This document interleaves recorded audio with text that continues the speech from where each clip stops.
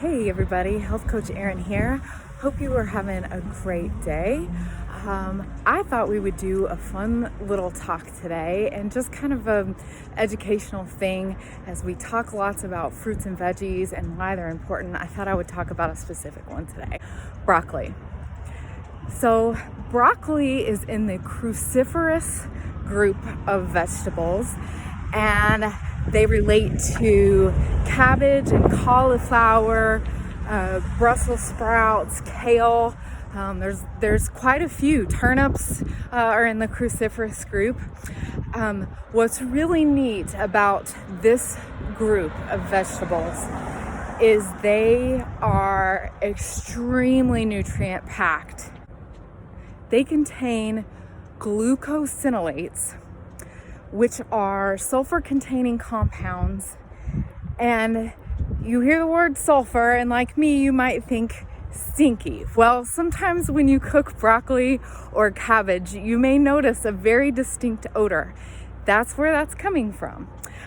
So some people are far more sensitive to that smell and the tastes that sometimes coincide with those cruciferous vegetables as well. Some people's palates detect them as slightly bitter. They may have a slightly bitter quality, but as you know, if you keep eating those foods, we often get used to that, and it happens more quickly than we might even imagine. So some people may really notice it and other people maybe not so much. And from crop to crop, the levels in those may be a little bit stronger, a little bit weaker from time to time. So you may notice even changes in your favorite cruciferous vegetable, and broccoli falls into that category. Broccoli is one of my favorites because it is a powerhouse of nutrition. It is full of different antioxidants and other types of nutrients, including, are you ready? It's a long list and this is not exhaustive. The other nutrients include vitamin C, potassium, calcium. Vegans, I'm looking at you. Calcium can be a challenge for vegans to get, so know that this is a plant-based source of calcium for you all.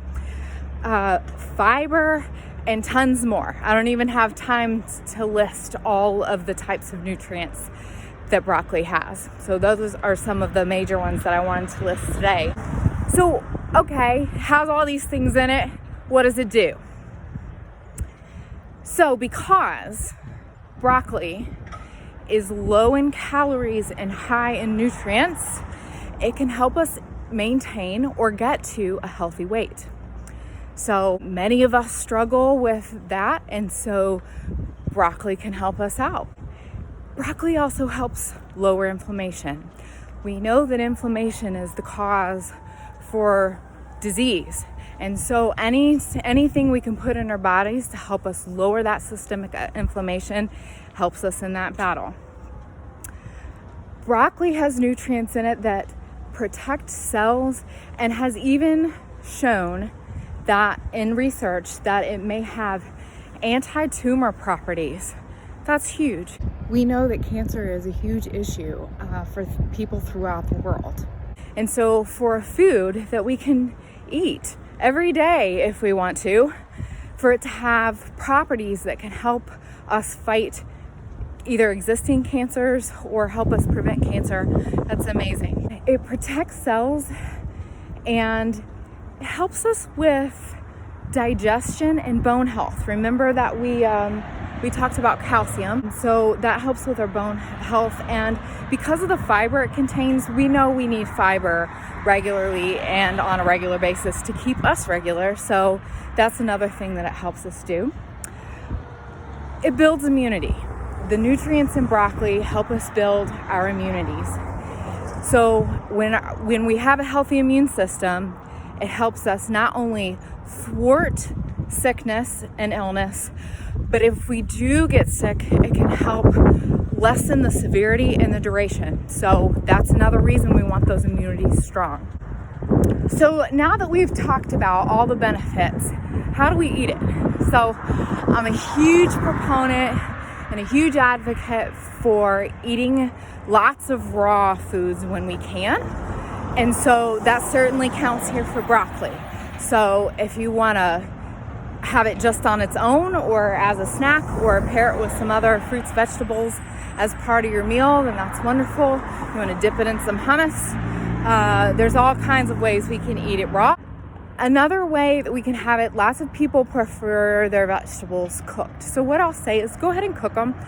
Lightly steam, blanch, or bake. We want to keep the nutrients and vitamins in the food safe.